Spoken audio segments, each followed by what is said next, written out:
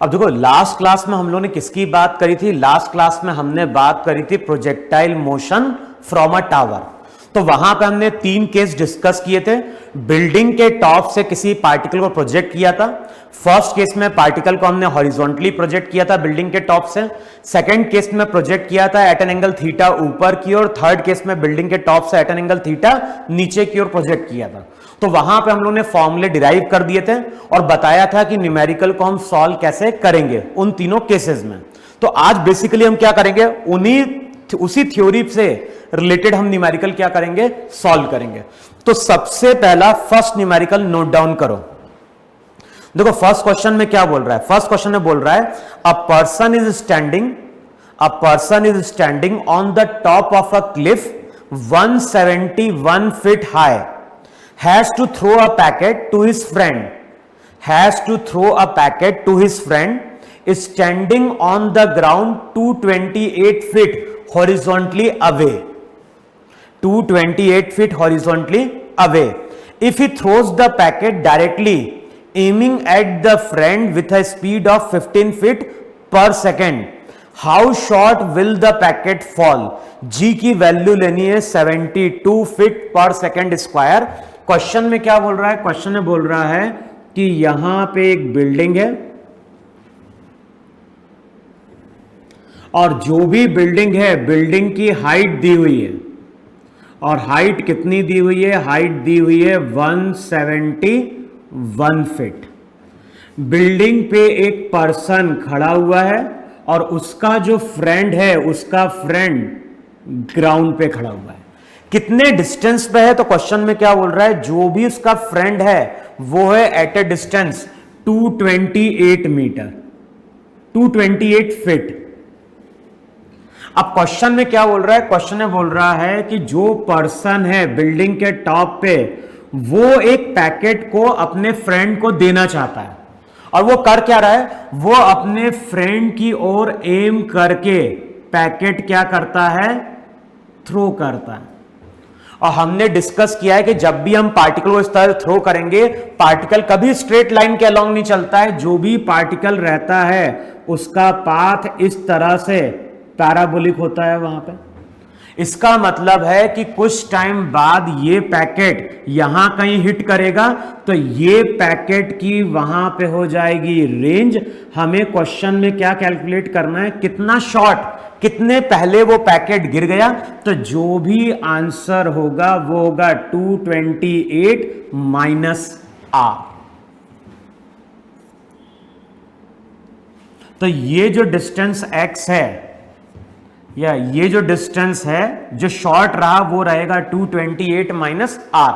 अब सॉल्व कैसे करना है? तो देखो पर्सन ने थ्रो करते वक्त इसकी ओर एम किया है, तो इसका मतलब है कि ये एंगल अगर वहां पे थीटा है, पर्सन की हाइट को नेग्लेक्ट करना है तो नेग्लेक्ट करोगे तो ये एंगल भी वहां पे क्या होगा? थीटा होगा। पहले कैलकुलेट कर लो tan थीटा। tan थीटा वहां पे आ जाएगा 171 अपॉन 228। देखो है कि नहीं वहां पे? अब करना क्या है? tan थीटा 171 अपॉन 228 है। देखो चेक करो, सिंप्लीफाई होगा क्या? इसको अगर सिंप्लीफाई करोगे 3 15 71 3 7 6 फिर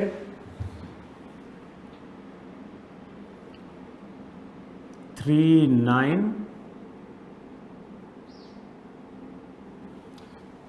57। चेक करो 57 बाय 76 और सिंप्लीफाई होगा क्या? 19 से जाएगा, 19 इंटू 3 19 इंटू 4। देखो है कि नहीं वहां पे? तो tan थीटा जो है, tan थीटा आ गया वहां पे 3/4 और लिखवाया था tan थीटा अगर परपेंडिकुलर अपॉन बेस है तो sin थीटा 3/5 cos थीटा 4/5। तो चेक कर लो इतना आ रहा है कि नहीं आ रहा है? ये एंगल थीटा, ये एंगल थीटा, tan थीटा हो जाएगा 171 अपॉन 228। तो चेक कर लेना 3/4 बन रहा है कि नहीं बन रहा है वहां पे?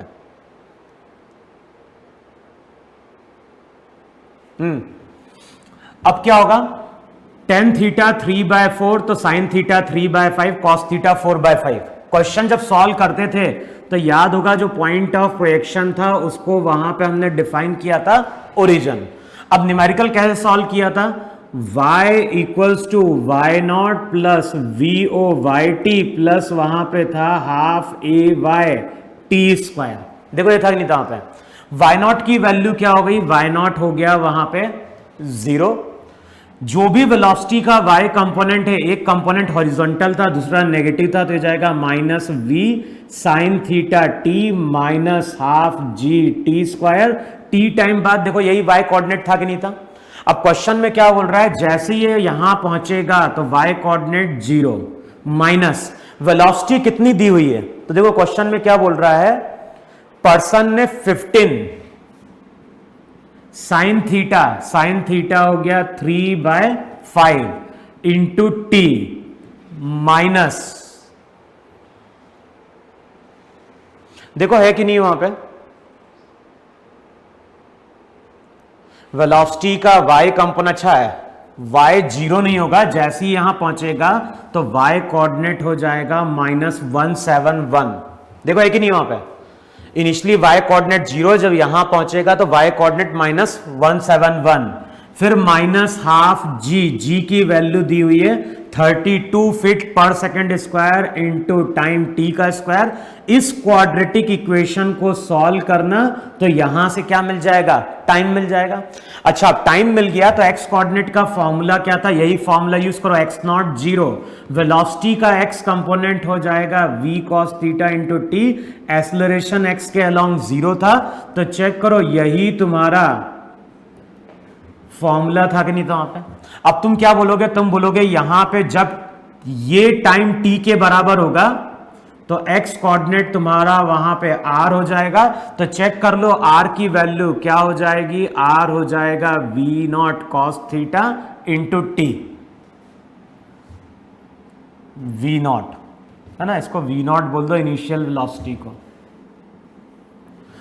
तो r जो रहेगा वो हो जाएगा v नॉट cos theta into t, 228 minus r करना और यहां से क्या मिलेगा, आंसर मिलेगा। इसको नोट डाउन कर लो, मैं आंसर बता रहा हूं इसका आंसर क्या आता है, कैलकुलेशन चेक करना है तुम्हें। जो आंसर आता है वो आता है 192 फीट। इसका मतलब है कि जो भी पैकेट है वो पैकेट 192 फीट क्या होता है, शॉर्ट गिरता है वहां पे। क्लियर, तो एक बार कैलकुलेशन चेक कर लेना वहां पे, ठीक है। अब नेक्स्ट क्वेश्चन लिखो वहां पे,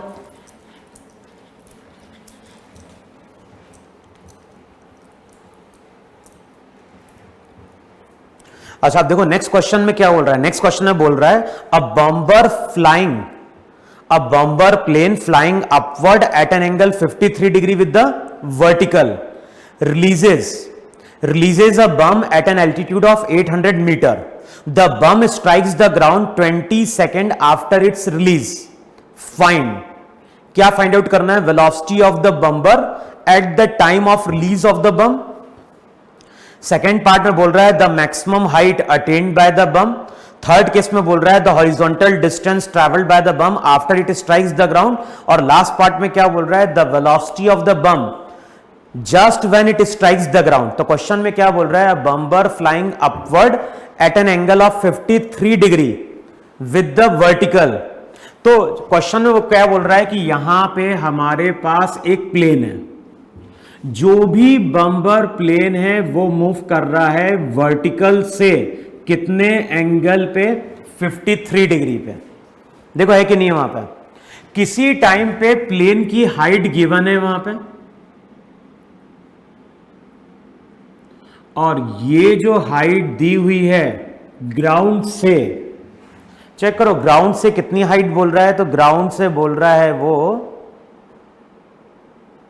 800 मीटर। अच्छा हॉरिजॉन्टल से एंगल कितना बनेगा, तो हॉरिजॉन्टल से एंगल बनेगा 37 डिग्री। अच्छा किसी टाइम पे प्लेन की वेलोसिटी वहां पे कितनी है, v नॉट है, और लास्ट क्लास में मैंने क्या लिखवाया था? लास्ट क्लास में मैंने लिखवाया था कि जितनी वेलोसिटी प्लेन की होगी उतनी वेलोसिटी प्लेन में रखे सामान की भी होगी, तो जो बम बाहर आएगा उसकी वेलोसिटी भी क्या होगी? v नॉट होगी। अब ये जो बम रहेगा वो इस तरह से पैराबोलिक पाथ ट्रेस करेगा और कुछ टाइम बाद किसको हिट कर रहा है? ग्राउंड को। टाइम ऑफ फ्लाइट गिवन है और क्वेश्चन में क्या बोल रहा है? कितने टाइम बाद वो ग्राउंड को हिट कर रहा है? तो वो हिट कर रहा है आफ्टर 20 सेकेंड। और कुछ गिवन है क्या? एंगल दिया है, हाइट दी है, 20 सेकेंड बाद आफ्टर इट रिलीज ये क्या कर रहा है? हिट कर रहा है। अब क्वेश्चन में क्या कैलकुलेट करना है? तो कैलकुलेट करना है बम्बर की वेलोसिटी क्या है। बम्बर की वेलोसिटी का मतलब क्या हो गया कि इनिशियली बम की वेलोसिटी क्या है। अब क्वेश्चन हम कैसे सॉल्व करते थे? अब ये हमारे ऊपर डिपेंड कर रहा है, या तो हम बिल्डिंग के टॉप को ओरिजिन मान लें या फिर इसके बॉटम को हम क्या कर लें? ओरिजिन मान लें। तो ये हमारे ऊपर डिपेंड कर रहा है। मान लो हमने इसको ओरिजिन मान लिया तो ये हो गई एक्स एक्सिस। अब इक्वेशन क्या लिखोगे? पहली इक्वेशन लिखो y equals to y nought plus v o y t plus हो जाएगा half a y t square. अच्छा, वेलोसिटी का y कंपोनेंट कितना है? तो थीटा एंगल मैंने हॉरिजॉन्टल से लिया है, तो हॉरिजॉन्टल कंपोनेंट होगा v नॉट कॉस 37 और वेलोसिटी का y कंपोनेंट क्या होगा? वेलोसिटी का y कंपोनेंट होगा v नॉट साइन 37। अच्छा, अब इक्वेशन क्या लिखोगे? इनिशियली y कोऑर्डिनेट 800, वेलोसिटी का y component v nought sine 37 time t minus half g t square. देखो है कि नहीं वहां पे? अब अगले स्टेप में रिजल्ट क्या होगा? अच्छा, जैसे ही ये यहां पे हिट करेगा टी टाइम बाद तो y कोऑर्डिनेट वहां पे हो जाएगा 0, तो इक्वेशन हो गई 800 प्लस v नॉट हमें कैलकुलेट करना है साइन 37 3/5 माइनस हाफ इंटू जी 5 20 का स्क्वायर 400।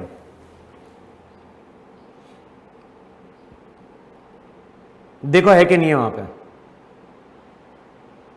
ये हो जाएगा 400 टू 210,000 2000। तो अगले स्टेप में हो जाएगा यहां पे माइनस 2800, तो ये हो गया माइनस 1200 प्लस 54, तो ये हो जाएगा 12 वी नॉट।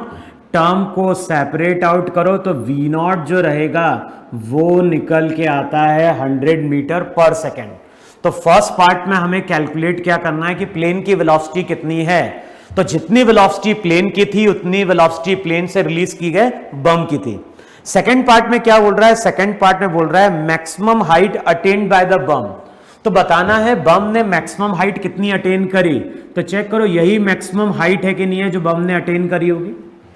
अब ये हाइट कैसे कैलकुलेट करेंगे? तो देखो, जिस पॉइंट से बम बाहर आया है वहां से एक लाइन खींच दो हॉरिजॉन्टली। अब बताओ यहां पे पॉइंट ए से लेके पॉइंट बी तक आओ। बताओ ए से बी क्या हो रहा है? ए से बी अगर देखोगे तो पार्टिकल जिस प्लेन से चल रहा है पार्टिकल उस प्लेन पे आ रहा है। इसका मतलब है कि अगर इस हाइट को मैंने अभी h माना है तो इस हाइट को कैलकुलेट करने के लिए हम फॉर्मूला क्या यूज कर सकते हैं? हम फॉर्मूला यूज कर सकते हैं v nought square sine square theta by 2g। V nought का स्क्वायर, वी नॉट कितना था? वी नॉट आ गया 100, तो 100 into 100 sine theta cos 37 4/5 sine theta 9/25 2g 20, तो 25 4 25, तो h जो रहेगा 5 4 20 20 इंटू 9। देखो है कि नहीं है वहां पे? तो ये जो हाइट आएगी ये हाइट आएगी 180 मीटर, लेकिन 180 मीटर तो यहां से है। क्वेश्चन में पूछ रहा है ग्राउंड से कितनी हाइट है। तो ग्राउंड से अगर हाइट कैलकुलेट करोगे तो ये हाइट हो जाएगी 800 प्लस 180, तो जो आंसर आएगा वो आंसर आएगा 980 मीटर। ये तो सेकंड पार्ट था। थर्ड पार्ट में क्या पूछ रहा है, the horizontal distance travelled by the bomb before it strikes the ground. तो यहां पे रेंज कैलकुलेट करने के लिए बोल रहा है, नहीं बोल रहा है। अब फॉर्मूला चेक करो जरा, रेंज का फॉर्मूला वहां पे क्या था, रेंज का फॉर्मूला था V0 cos theta into T, V0 100 cos 37 4/5। Time कितना लगा है, टाइम इसको लगा है 20 सेकेंड। देखो है कि नहीं है वहां पे।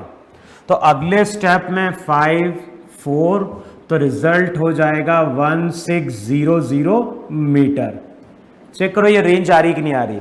फिर नेक्स्ट पार्ट में क्या बोल रहा है, नेक्स्ट पार्ट में बोल रहा है the velocity of the bomb just when it strikes the ground. तो ये भी हमने पढ़ा था लास्ट क्लास में कि जो वेलोसिटी होती है फाइनली वो थी √V0 स्क्वायर प्लस 2GH। देखो ये था कि नहीं था वहां पे।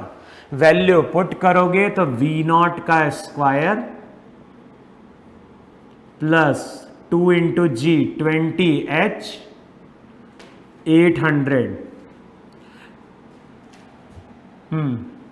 अब क्या हो जाएगा वहां पे 100, तो 100 है तो 10 बाहर निकाल लो, फिर हो जाएगा वहां पे 100 प्लस 100 बाहर निकाल लिया 20 इंटू 8 160। तो चेक करना वहां पे 10√360 वेलोसिटी फाइनली। देखो चेक कर लो आ रहा है कि नहीं आ रहा है वहां पे, है ना। तो देख लो इतनी कुछ वैल्यू बन रही नहीं बन रही। मैं आंसर बता देता हूं वहां पे। देखो एक तो दिया था 100 मीटर, फिर 980, फिर 1600, और वेलोसिटी चेक करना, वेलोसिटी इसने दी है 20√65। 20√65। तो इसको और थोड़ा सिंप्लीफाई करना, देखो बन रहा है कि नहीं बन रहा यहां पे। कि फाइनली वेलोसिटी का फॉर्मूला हमारा यही था, तो एक बार चेक कर लेना कैलकुलेशन। वहां पे जो भी था रिजल्ट था वहां पे V0 स्क्वायर प्लस वहां पे क्या था 2GH। सबकी वैल्यू पुट कर दो और एक बार कैलकुलेशन एक बार चेक कर लेना वहां पे।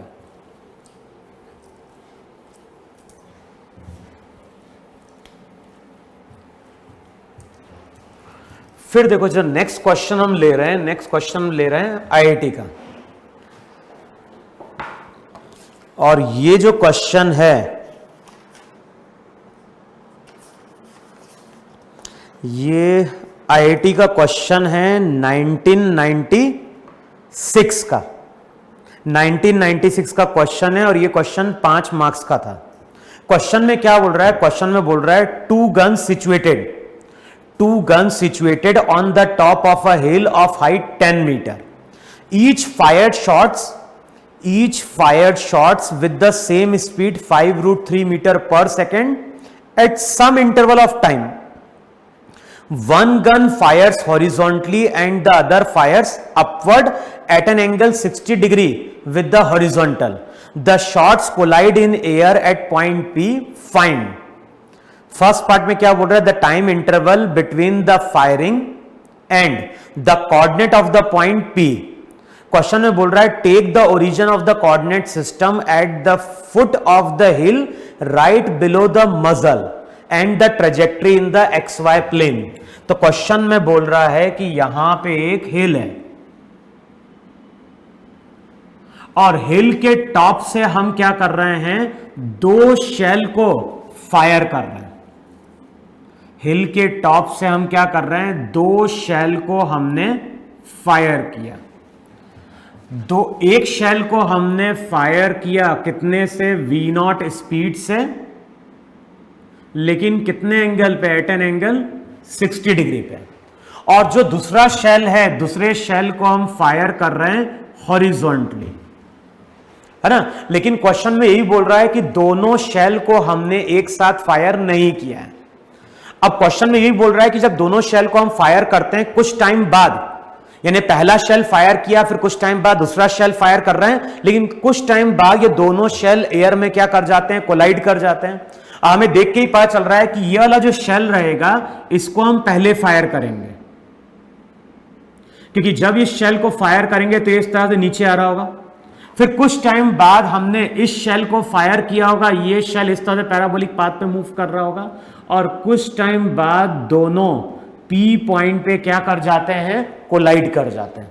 तो ध्यान है, किसको हमने पहले फायर किया, इसको हमने पहले फायर किया है, जो शेल 1 है उसको हमने t इक्वल से 0 पे फायर किया है, और इस शेल को यहां से यहां तक आने में टाइम कितना लगा, t1 लगा। कुछ टाइम बाद हमने सेकेंड शेल को फायर किया, सेकेंड शेल को यहां से लेके यहां तक आने में टाइम लगा t2, और रिलेशन क्या होगा, रिलेशन होगा t2 प्लस डेल्टा t किसके बराबर होगा, t1 के बराबर होगा। देखो है कि नहीं, वहां पे फर्स्ट शेल को हमने फायर किया t इक्वल 0 पे, उसको यहां तक आने में लगा टाइम t1। सेकेंड शेल को हम कुछ टाइम बाद फायर कर रहे हैं, मान लो डेल्टा t टाइम बाद फायर किया। अब इस शेल को ध्यान रखना, t2 टाइम मैंने स्टार्टिंग से नहीं लिया है, t2 टाइम मैंने लिया है फायर करने के बाद, इसको यहां से लेके यहां तक आने में टाइम t2 लगा। ऑलरेडी टाइम कितना बीत चुका है, डेल्टा t टाइम बीत चुका है, तो डेल्टा t प्लस t2 किसके बराबर, t1 के बराबर होगा। तो जो भी टाइम इंटरवल है वो होगा t1 माइनस t2। अच्छा, क्वेश्चन में क्या बोल रहा है, किसको ओरिजिन मानना है, तो जो भी पॉइंट ऑफ प्रोजेक्शन है उसके नीचे आओ, और ये जो बेस है हिल का उसको मानना है ओरिजिन। ये हो गई एक्स एक्सिस, ये हो गई तुम्हारी वाई एक्सिस, ये हो गया तुम्हारा ओरिजिन। अच्छा, आप देख के बताओ क्या चीज सेम है, तो ये रिजल्ट ध्यान रखना है। ऐसे बहुत सारे क्वेश्चन तुम्हें प्रोजेक्टाइल मोशन में मिलेंगे कि जहां पे कुछ टाइम बाद पार्टिकल एयर में क्या कर जाता है, कोलाइड कर जाता है। तो जब भी कोई पार्टिकल कोलाइड करेगा तो देखो ये तुम्हारा ओरिजिन है, इसका मतलब है कि दोनों के एक्स और वाई कोऑर्डिनेट वहां पे क्या होंगे, सेम होंगे। क्लियर? तो सबसे पहले हम क्या करेंगे, शेल 1 का एक्स कोऑर्डिनेट निकालेंगे, शेल 2 का एक्स कोऑर्डिनेट निकालेंगे, दोनों के वाई कोऑर्डिनेट निकालेंगे और दोनों को क्या करेंगे, इक्वेट करेंगे। तो सबसे पहले हम क्या करते हैं, वाई कोऑर्डिनेट कैलकुलेट करते हैं, या पहले एक्स कोऑर्डिनेट कैलकुलेट करेंगे। कौन सा रिलेशन यूज करना है, रिलेशन यूज करना है x equals to x nought plus v nought x t half a x t square. सबसे पहले ये रिजल्ट मैंने यूज किया शेल 1 के लिए, सबसे पहले ये रिजल्ट यूज करो शेल 1 के लिए। अच्छा, अब शेल 1 की अगर बात करें तो बताओ उसकी वेलोसिटी के कितने कंपोनेंट होंगे, तो इसकी वेलोसिटी का जो हॉरिजॉन्टल कंपोनेंट होगा वो तो होगा v not cos 60, y component इसका क्या होगा, v नॉट sin 60। तो x नॉट 0, वेलोसिटी का x component v not cos 60, time लगा t1, एक्सेलरेशन 0, t1 टाइम बाद x कोऑर्डिनेट वहां पे। अच्छा, दोनों शेल को कितनी स्पीड से फायर किया है, स्पीड दी हुई है क्या क्वेश्चन में, क्वेश्चन ध्यान में स्पीड गिवन है और स्पीड दी हुई है 5√3 मीटर पर सेकेंड, बाद में वैल्यू पुट कर देंगे। तो यहां पे जो x कोऑर्डिनेट निकल के आता है v नॉट cos 62 t1, तो ये हो गई इक्वेशन 1। अब हम बात कर रहे हैं शेल 2 की। अच्छा, अब शेल 2 के लिए, जब शेल 2 के लिए हम ये फॉर्मूला यूज करेंगे तो इक्वेशन क्या बनेगी, शेल 2 के लिए x कोऑर्डिनेट 0, वेलोसिटी का x component v not, time लगा t2। ध्यान ना, सेकंड केस में हमने इसको हॉरिजॉन्टल फायर किया है, तो जो भी वेलोसिटी है वो इनिशियली v नॉट होगी, time t2, acceleration 0, final coordinate x, तो x कोऑर्डिनेट आ गया v नॉट इंटू t2, ये हो गई इक्वेशन 2। दोनों को इक्वेट कर दो, बताओ दोनों को इक्वेट करोगे तो t1 ट्वाइस ऑफ t2 के बराबर है कि नहीं, वहां पे x की वैल्यू पुट कर दो, v नॉट कैंसिल आउट होगा, t1 जो रहेगा वो ट्वाइस ऑफ t2 हो जाएगा। अच्छा, y कोऑर्डिनेट के लिए फॉर्मूला क्या था, y कोऑर्डिनेट के लिए फॉर्मूला था y equals to y nought plus v o y t plus half a y t square. सबसे पहले यूज करो शेल 1 के लिए। अब शेल 1 की बात करोगे तो इनिशियली y कोऑर्डिनेट कितना है, तो चेक करो हिल की कुछ हाइट दी है क्या, on the top of a hill of height 10 metre.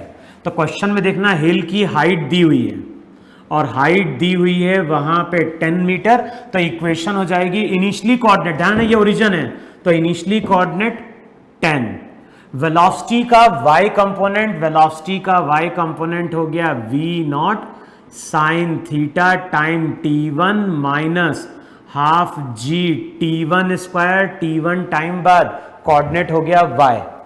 अच्छा शेल 2 के लिए जाओगे तो शेल 2 के लिए y कोऑर्डिनेट इनिशियली 10, वेलोसिटी का y कंपोनेंट सेकंड शेल को हॉरिजॉन्टली थ्रो किया है और क्या लिखवाया था, जब भी हम किसी पार्टिकल को हॉरिजॉन्टली थ्रो करेंगे तो वर्टिकल कंपोनेंट इनिशियली उसका क्या हो गया 0 माइनस हाफ जी टाइम t2 स्क्वायर और t2 टाइम बाद कोऑर्डिनेट y। अच्छा अब इक्वेशन क्या होगी, दोनों के y कोऑर्डिनेट को इक्वेट कर दो, दोनों के y कोऑर्डिनेट को इक्वेट करोगे 10 10 कैंसिल आउट होगा, रिजल्ट हो जाएगा v nought sine theta t1 minus half g t1 square किसके बराबर माइनस हाफ जी t2 स्क्वायर के। देखो है कि नहीं वहां पे। अब अगले स्टेप में क्या कर दो, t1 की जगह ट्वाइस t2 पुट कर दो या t2 की जगह पुट कर दो वहां पे t1/2, तो कुछ भी पुट कर सकते हो। तो अगर t1 की जगह पुट कर रहे हो ट्वाइस ऑफ t2 तो क्या हो जाएगा, ये हो जाएगा 2 v nought sine theta t2 minus half g t1 4 t2 square, 2 cancel out होगा तो ये लिख दें वहां पे 2 t2 स्क्वायर, ये हो जाएगा माइनस g/2 t2 स्क्वायर। अब वैल्यू पुट, अच्छा t2 वाली टर्म तो एक हटा दो क्योंकि t2 जीरो हो नहीं सकता, तो इक्वेशन क्या हो जाएगी 2v0 की वैल्यू 5√3, फिर साइन 60 √3/2। देखो है कि नहीं वहां पे, एक t तो तुम्हारा वहां पे हट गया। अब अगले स्टेप में ये वैल्यू क्या होगी, ये वैल्यू हो जाएगी प्लस 2g t2 और ये हो जाएगा माइनस हाफ, तो ये हो जाएगा 3/2 g t2। देखो चेक करो ये वैल्यू बन रही नहीं बन रही है, 2 माइनस हाफ तो 3/2, ये माइनस से प्लस हो जाएगा वहां पे जाके। अब अगले स्टेप में ये 2 कैंसिल आउट होगा, ये 3 भी कैंसिल आउट होगा, g की वैल्यू 10, ये भी 10, तो यहां से t2 आ गया 1 सेकेंड, t2 अगर 1 सेकेंड है तो t1 आ गया 2 सेकेंड। फर्स्ट पार्ट में यही पूछ रहा है कि दोनों फायरिंग के बीच का टाइम इंटरवल क्या है, तो दोनों के बीच की फायरिंग का टाइम इंटरवल है t1 माइनस t2, तो आंसर जो रहेगा वो हो जाएगा 1 सेकेंड। फिर नेक्स्ट पार्ट में क्या पूछ रहा है, नेक्स्ट पार्ट में पूछ रहा है कि जिस जगह वो कोलाइड करते हैं तो उस जगह x और y कोऑर्डिनेट क्या है। जिस जगह कोलाइड कर रहे हैं तो उस जगह क्वेश्चन में पूछता है कि x और y कोऑर्डिनेट क्या है। तो अब कोई भी इक्वेशन यूज करो, चाहो तो इस इक्वेशन को यूज करो। x की वैल्यू क्या थी, v0 हो गया 5√3, t2 1 तो x कोऑर्डिनेट 5√3 मीटर। देखो है कि नहीं वहां पे, t2 था हमारा 1 सेकेंड। अच्छा y कोऑर्डिनेट क्या हो गया, y कोऑर्डिनेट हो जाएगा माइनस हाफ जी, यानी क्या हो गया -5 t2 का स्क्वायर। इसका मतलब है कि इसका जो कोऑर्डिनेट आएगा 5√3 -5। देखो चेक करो माइनस में आ रहा है कि प्लस में आ रहा है,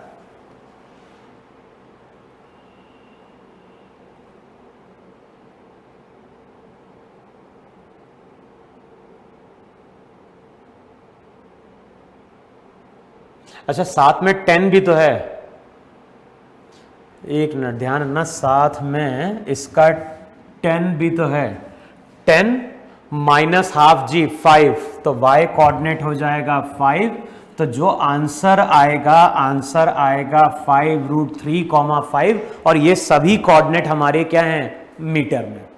क्लियर? तो ये रिजल्ट ध्यान रखना है कि जब भी कोई पार्टिकल एयर में क्या कर रहा है, कोलाइड कर रहा है, तो वहां पे हम उसके एक्स और वाई कोऑर्डिनेट को क्या कर सकते हैं, इक्वेट कर सकते हैं। क्लियर? लिखो इतना, फिर नेक्स्ट क्वेश्चन डिफाइन कर रहा हूं, डिक्टेट करता हूं मैं।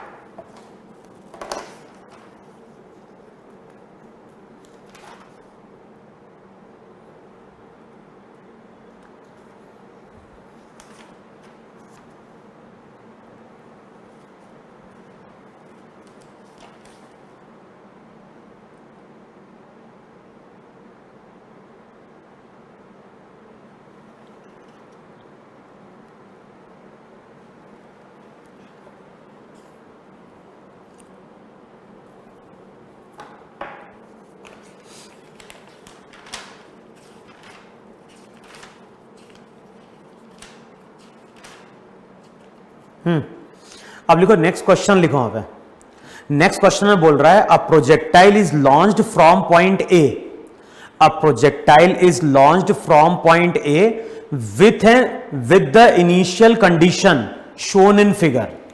तो यहां पे इस तरह से ग्राउंड है, ग्राउंड पे इसको उसने डिफाइन कर दिया पॉइंट ऑफ प्रोजेक्शन को ओरिजिन, ये हो गया y कोऑर्डिनेट, ये हो गया तुम्हारा x कोऑर्डिनेट। यहां से हम किसी पार्टिकल को क्या कर रहे हैं, प्रोजेक्ट कर रहे हैं। अच्छा, कितनी वेलोसिटी दी हुई है, तो ये v0 वेलोसिटी दी हुई है, v0 वेलोसिटी दी हुई है 68 मीटर पर सेकेंड। तो वेलोसिटी दी है 68 मीटर पर सेकेंड, एंगल दिया है वहां पे 30 डिग्री। अच्छा, क्वेश्चन में क्या बोल रहा है, यहां तक पाथ हॉरिजॉन्टल है, कितने डिस्टेंस तक, तो ये डिस्टेंस दिया है 300 मीटर। तो क्वेश्चन में यहां पे 300 मीटर दिया, उसके बाद क्वेश्चन में क्या बोल रहा है, यहां तक तो पार्टिकल पाथ हॉरिजॉन्टल है, और इसके बाद जो पार्टिकल है उसका पाथ वहां पे इस तरह से कर्व है, और ये जो कर्व पाथ है वो सर्कल का पार्ट है, और इस सर्कल का रेडियस दिया हुआ है r, इसको स्मॉल r से डिनोट करो, और r जो रेडियस दिया है वो रेडियस दिया हुआ है वहां पे 150 मीटर। अब क्वेश्चन में क्या बोल रहा है, क्वेश्चन में बोल रहा है वहां पे a projectile is launch from point A with the initial coordinate at shown in figure, determine the x and y coordinate of the point of impact.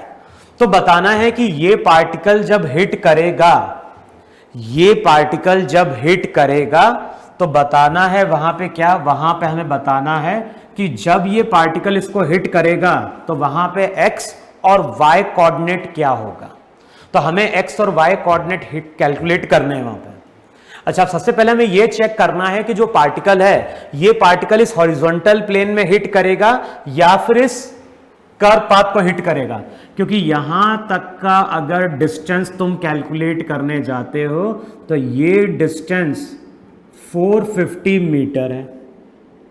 तो हमें चेक करना है कि पार्टिकल की रेंज, जो पार्टिकल हम फायर कर रहे हैं उसकी रेंज 300 और 450 के बीच में है क्या।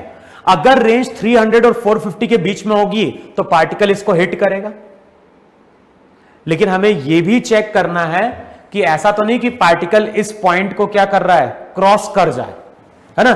तो सबसे पहले हमें यही देखना पड़ेगा कि पार्टिकल की रेंज क्या है। अगर ये कर्व पाथ नहीं होता, मैंने क्या बोला, यहां से यहां तक 300 है, यहां तक 450 है, पार्टिकल इस कर्व पाथ को तभी हिट करेगा जब पार्टिकल की रेंज 300 से ज्यादा होगी, लेकिन 450 से क्या हो रही होगी, कम हो रही होगी वहां पे।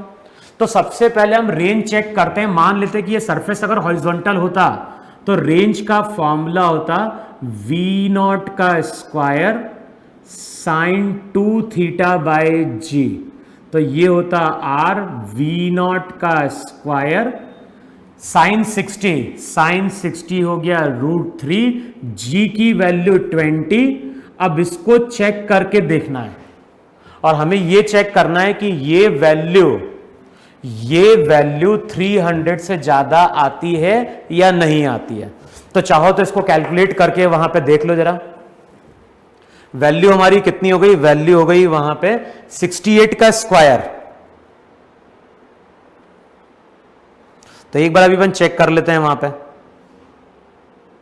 है ना। 68 इंटू 68 फिर डिवाइडेड बाय 20 इंटू 1.732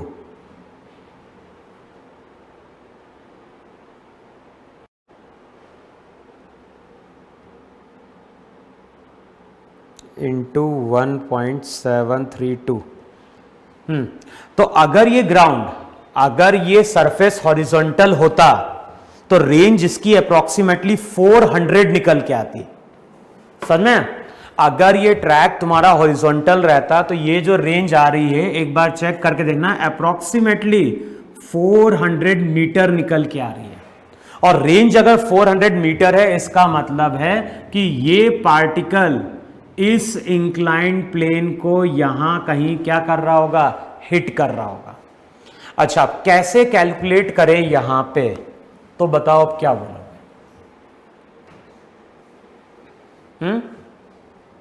सबसे पहले तो हम ये यूज करें वहां पे कि इस पॉइंट का कुछ कोऑर्डिनेट रहा होगा। इस पॉइंट का कोऑर्डिनेट मान लो x1, y1 है। तो x1, y1 कोऑर्डिनेट हमें कैलकुलेट करने हैं। सबसे पहले एक इक्वेशन तो आएगी ट्रेजेक्ट्री की, y equals to x tan theta minus, देखो फॉर्मूला तो नहीं था, y equals to x tan theta minus gx square by 2 v0 square cos square theta. देखो यही था नहीं था वहां पे। अच्छा, अब यहां पे y की जगह y1, x की जगह x1, tan 30 √3 minus g x1 square by 2 v0 का स्क्वायर इंटू कॉस 30, तो कॉस 30 का स्क्वायर √3/2 √3/2 3/4। तो इसको बोलो इक्वेशन 1। और ध्यान है यहां पे y1 भी अननोन है, x1 भी अननोन है। मैंने प्रॉपर्टी क्या यूज करी? मैंने प्रॉपर्टी यूज करी है कि अगर हमें ट्रेजेक्ट्री की इक्वेशन मालूम है और ट्रेजेक्ट्री किसी पॉइंट से पास कर रही है तो उस पॉइंट का कोऑर्डिनेट इस इक्वेशन को क्या करेगा? सेटिस्फाई करेगा। लेकिन ध्यान है क्वेश्चन अभी सॉल्व नहीं होगा क्योंकि यहां पे दो अननोन है। अब सेकेंड इक्वेशन क्या यूज करनी है? तो सेकेंड इक्वेशन यूज करनी है कि ये सर्कल है।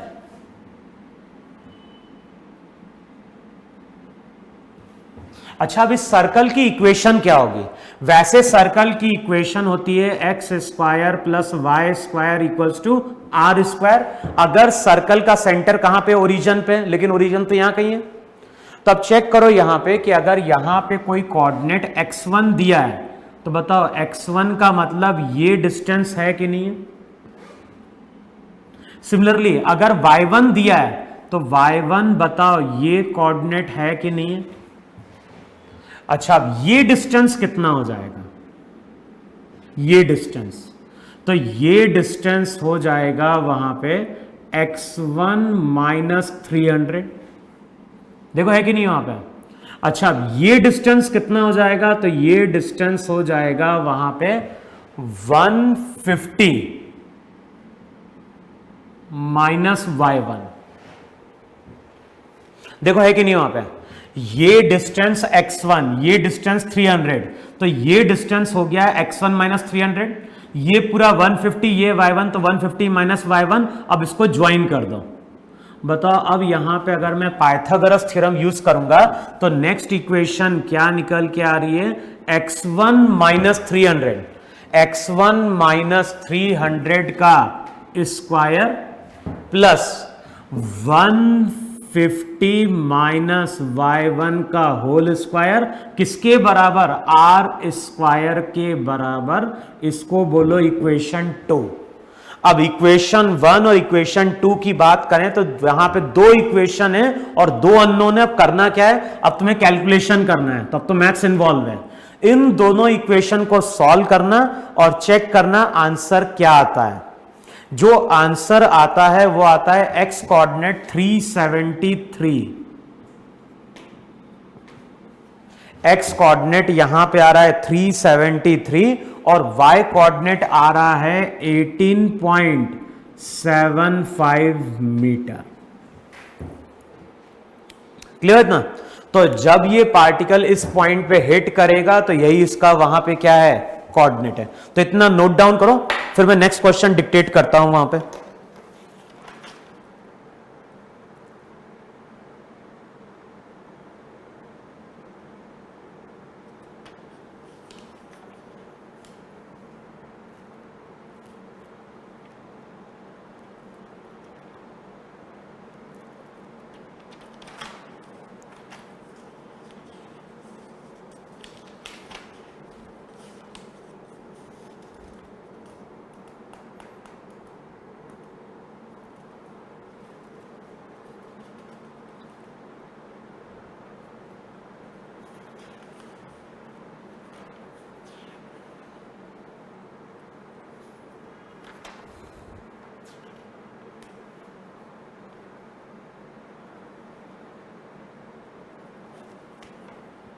लिखो नेक्स्ट क्वेश्चन, लिखो वहां पे।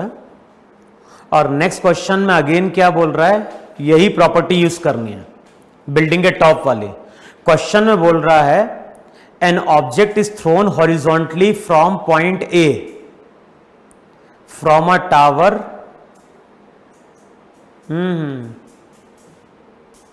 लिख लो क्वेश्चन, क्वेश्चन सिंपल सा है। क्वेश्चन में क्या बोल रहा है, an object is throne horizontally from a point A from a tower and hits the ground 3 seconds later at point B, then the line।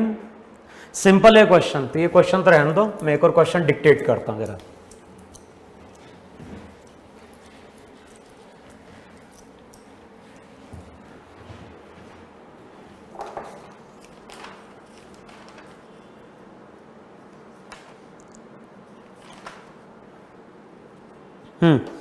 Next question लिखो। नेक्स्ट क्वेश्चन में बोल रहा है अ रेगुलर हेक्सागन। क्वेश्चन में बोल रहा है a regular hexagon with one side on the ground. A regular hexagon stands with one side on the ground and a particle is projected so as to graze its 4 upward vertices। show that the ratio of maximum velocity to that of minimum velocity is √31/3। तो question में क्या बोल रहा है, question में बोल रहा है कि हमारे पास एक हेक्सागन है, और ध्यान है यहां पे बात कर रहा है एक रेगुलर हेक्सागन की। और रेगुलर हेक्सागन की प्रॉपर्टी क्या थी, सभी साइड की लेंथ वहां पे क्या होती है, सेम होती है। तो जो भी रेगुलर हेक्सागन है उसको इस तरह से ग्राउंड पे लाके प्लेस किया गया।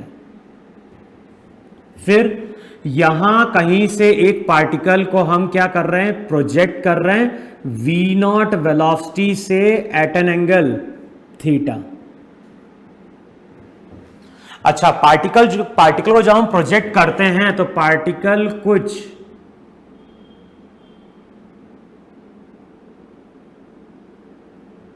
देखो इस तरह से मूव कर रहा है, नहीं मूव कर रहा है। तो जब पार्टिकल को हम प्रोजेक्ट करते हैं तो पार्टिकल इस हेक्सागन के चारों वर्टाइसेस को जस्ट ग्रेस करता हुआ क्या करता है, पास करता है। तो जो भी पार्टिकल है, ये पार्टिकल हेक्सागन के चारों वर्टाइसेस को जस्ट ग्रेस करता हुआ क्या करता है, पास करता है। अब किसका रेशियो कैलकुलेट करना है, ratio of maximum to minimum velocity is, तो बताना है वहां पे क्या प्रूफ करना है, हमें प्रूफ करना है कि मैक्सिमम बाय मिनिमम वेलोसिटी ये होगी √31/3। अब देखो हमें ये मालूम है कि जब भी हम किसी पार्टिकल को ग्राउंड से प्रोजेक्ट करते हैं v0 वेलोसिटी से एट एन एंगल थीटा, तो पार्टिकल का पाथ पैराबोलिक होता है। किसी भी इंस्टेंट पे अगर देखोगे तो वेलोसिटी v होती है, और v वेलोसिटी को हम लोग लिखते थे √vx² प्लस vy²। अब वहां पे क्या लिखवाया था, वेलोसिटी का जो x कंपोनेंट रहता है वो तो हमेशा कांस्टेंट रहता है, लेकिन वेलोसिटी का जो y कंपोनेंट रहता है वो तुम्हारा वहां पे क्या करता है, चेंज करता है। पहले डिक्रीज करता है और उसके बाद फिर वो वहां पे क्या करता है, इंक्रीज करता है। अब बताओ मुझे यहां पे कि अगर पार्टिकल का y कोऑर्डिनेट, पार्टिकल की वेलोसिटी का y कंपोनेंट पहले डिक्रीज करता है फिर इंक्रीज करता है, इसका मतलब है कि जिस टाइम पे वेलोसिटी का y कंपोनेंट 0 होगा, वेलोसिटी हमारी क्या होगी, मिनिमम होगी। समझ में? Total velocity under root of v x square plus v y square है, वी एक्स तो कांस्टेंट है, तो जब वी वाई 0 होगा तो वेलोसिटी मिनिमम होगी, और इसका मतलब है कि जो भी मिनिमम वेलोसिटी है वो है वी नॉट कॉस थीटा। अच्छा, वेलोसिटी मैक्सिमम कब होगी, मैक्सिमम वेलोसिटी होगी इनिशियली, क्योंकि पहले उसकी स्पीड घटेगी फिर स्पीड उसकी क्या होगी, बढ़ेगी। तो जब वी वाई मैक्सिमम है तो वी भी क्या है, मैक्सिमम है, तो मैक्सिमम वेलोसिटी वी नॉट है। अब मैक्सिमम बाय मिनिमम, इसका मतलब है कि बेसिकली हमें 1 अपॉन कॉस थीटा की वैल्यू क्या करनी है, फाइंड आउट करनी है। अब देखो यहां पे हमें प्रॉपर्टी क्या यूज करनी है, हमें यहां प्रॉपर्टी यूज करनी है, ग्राउंड को मान लो एक्स एक्सिस, ग्राउंड को मानो एक्स एक्सिस, जो पॉइंट ऑफ प्रोजेक्शन है उसको मान लो ओरिजिन, तो ये हो गई वाई एक्सिस, ये हो गया ओरिजिन। तो जो मेरा पॉइंट ऑफ प्रोजेक्शन है उस पॉइंट ऑफ प्रोजेक्शन को हमने वहां पे क्या माना है, ओरिजिन माना है। अच्छा, अब जब ये पार्टिकल इस तरह से मूव करेगा तो अब चेक करो जरा, ये पॉइंट ए है, ये पॉइंट बी है, बताओ ये जो कर्व है इस कर्व पे पॉइंट ए भी लाई कर रहा है, इस कर्व पे पॉइंट बी भी लाई कर रहा है, इसका मतलब क्या है, इसका मतलब है कि ये दोनों कोऑर्डिनेट कर्व की इक्वेशन को क्या करेंगे, सेटिस्फाई करेंगे। ट्रेजेक्ट्री की इक्वेशन क्या थी, ट्रेजेक्ट्री की इक्वेशन थी y equals to x tan theta minus g x square by 2 v nought square cos square theta. इसी इक्वेशन को याद होगा, वहां पे एक्स टेन थीटा हमने कॉमन लिया था तो रिजल्ट बन गया था 1 माइनस एक्स बाय आर। देखो रिजल्ट ऐसा बना था ही नहीं बना था, 1 माइनस एक्स बाय आर। हमें क्या करना है, इस पॉइंट का कोऑर्डिनेट और इस पॉइंट का कोऑर्डिनेट कैलकुलेट करें, इसको सेटिस्फाई कर दें। अच्छा आप चेक करो जरा, ये पूरा डिस्टेंस आर है कि नहीं है, रेंज। अच्छा फिर सिमेट्री से देखो जरा, ये डिस्टेंस ए है, ये डिस्टेंस अगर ए है तो ये डिस्टेंस और ये डिस्टेंस अब क्या लिखोगे तुम वहां पे। हमें ये मालूम है पैराबोलिक पाथ में कि जैसा पाथ ऊपर जाने बनता है वैसा ही पाथ, पार्टिकल जैसा ऊपर जाने पाथ ट्रेस करता है वैसा ही नीचे आने पाथ ट्रेस करता है। इसका मतलब है कि यहां से यहां तक ये डिस्टेंस ए है कि नहीं। इसका मतलब है कि ये जो डिस्टेंस रहेगा और ये डिस्टेंस तुम्हारा सेम रहेगा, और कितना रहेगा, तो ये डिस्टेंस हो जाएगा वहां पे r minus A divided by 2। देखो है कि नहीं वहां पे सिमेट्री है, तो सिमेट्री से हम क्या बोलेंगे, r माइनस ए डिस्टेंस बचा है तो ये इक्वल पार्ट में डिवाइड होगा, तो ये होगा r माइनस ए बाय 2, ये भी हो जाएगा वहां पे r माइनस ए बाय 2। देखो है कि नहीं वहां पे, तो जितना डिस्टेंस यहां मिला उतना ही डिस्टेंस यहां मिला। देखो ये सिमेट्री से होगा कि नहीं होगा वहां पे। अच्छा अब यहां पे आओ जरा, वेलोसिटी तो v नॉट थी, हम इस पॉइंट की बात कर रहे हैं। इस पॉइंट का कुछ कोऑर्डिनेट है x1 y1।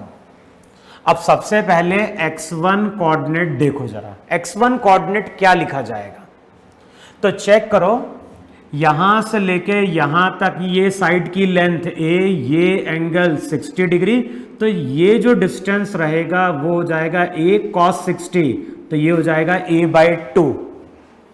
इसका मतलब है कि जो x1 कोऑर्डिनेट रहेगा, x1 कोऑर्डिनेट हो जाएगा r minus a whole divided by 2 minus a by 2। देखो है कि नहीं वहां पे, जितना डिस्टेंस यहां पे उतना ही डिस्टेंस यहां पे, इसमें से a/2 मैंने क्या कर दिया, माइनस कर दिया। अच्छा ट्रिग्नोमेट्री यूज करो, ये a है तो ये हाइट कितनी हो जाएगी, ये जो हाइट होगी ये हो जाएगी a sin 60, तो y1 कोऑर्डिनेट हो जाएगा a√3/2। अब x और y ये कोऑर्डिनेट यहां पुट कर दो, इन दोनों कोऑर्डिनेट को पुट करोगे तो वहां से इक्वेशन 1 मिलेगी। अच्छा चेक करो y कोऑर्डिनेट, यहां पे कोऑर्डिनेट क्या बोले, इसको बोलो वहां पे x2 y2। अच्छा सिमेट्री से क्या बोलोगे, ये साइड इसके नीचे आता है कि नहीं आता है वहां पे, इसका मतलब है कि x2 की वैल्यू क्या होगी, r-a/2। ये जो पूरा डिस्टेंस रहेगा ये हो जाएगा r-a/2। अच्छा y2 की वैल्यू क्या होगी, तो y2 जो रहेगा, y2 हो जाएगा ये हाइट a sin 60। अच्छा चेक करना वहां पे ये एंगल कितना बनता है, ये एंगल भी 60 होता है कि नहीं होता है, इस साइड की लेंथ a, तो ये कितना बन गया, ये बन गया again a sin 60, a sin 60, a sin 60, तो ये हो जाएगा वहां पे 2a sin 60, तो ये हो जाएगा 2a sin 60, तो ये हो जाएगा a√3। अब यहां पे x2 y2 की वैल्यू पुट करना, तो इसको यहां से सॉल्व करने पे क्या मिल जाएगी, इक्वेशन 2 मिल जाएगी। क्लियर। तो हमें करना क्या है, a पॉइंट और b पॉइंट के कोऑर्डिनेट हमने कैलकुलेट कर लिए और इन कोऑर्डिनेट को हमने इस इक्वेशन में सेटिस्फाई कर देना है। यहां पुट करोगे तो इक्वेशन 1 मिलेगी, ये पुट करोगे तो यहां से इक्वेशन 2 मिलेगी। दोनों इक्वेशन को सॉल्व करना और सॉल्व करके चेक करना 1/cos थीटा की वैल्यू आनी चाहिए वहां पे कितनी, √31/3। क्लियर। तो क्वेश्चन अब तुम लोग को सॉल्व करके देख लो वहां पे। अगली जो क्लास रहेगी हम लोग की डाउट क्लास है ना, तो वहां पे हम क्या करेंगे, कुछ क्वेश्चन और डिस्कस कर लेंगे, किसके, projection from projectile motion from the top of a tower. और फिर जो अगली क्लास आएगी उसमें फिर हम स्टार्ट कर देंगे projectile motion on an inclined plane. Clear. तो जो मैंने कैलकुलेशन छोड़ा है वो कैलकुलेशन करके देखना है और उसके बाद अब मॉड्यूल और बुक के क्वेश्चन को आगे क्या कर लो, सॉल्व कर लो वहां पर। क्लियर। तो जो नेक्स्ट क्लास आएगी, मेरी डाउट क्लास की बात नहीं कर रहा हूं, जो नेक्स्ट क्लास आएगी वहां पे, तो वहां पे हम बात करेंगे projectile motion on an inclined plane की। क्लियर। तो तब तक इसको पूरा वहां पर रिवाइज कर लेना वहां पे, ठीक है। तो नोट डाउन करो इसको।